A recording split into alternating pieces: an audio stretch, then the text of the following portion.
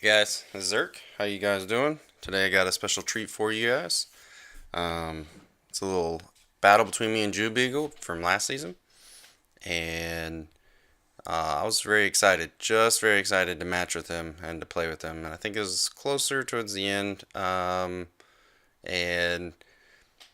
yeah, I was not really sure how it would go because I mean he's played so much and he has so many monsters. It's kind of difficult for me to kind of counter him since I have so few compared to him. But needless to say, I think he went all out on it, and so did I.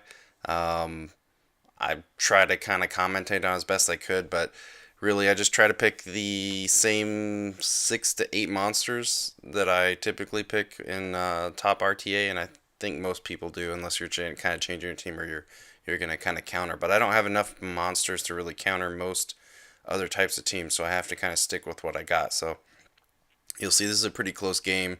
Very excited, very on edge the entire time. I mean, anybody who gets to fight him, I'm sure, if they're a fan, then they definitely are probably on edge and excited to see how it plays out. So I really close to losing my Heather there. Good thing that she has a ton of HP and a ton of defense.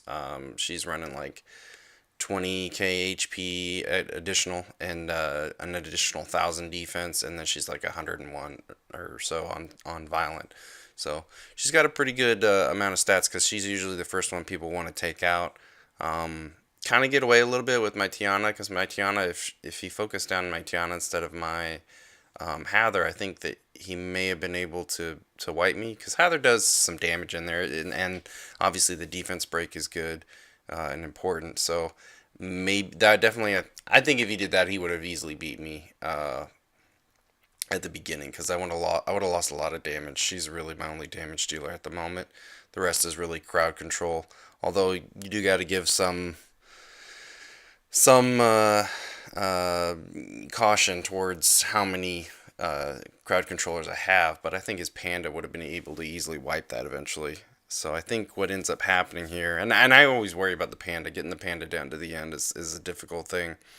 Luckily, I still have Wusa, and that saves from the defense break, because if that defense break comes in, I just would start dropping people so quick. So I was very, very fortunate to have played him and to have won. Very excited.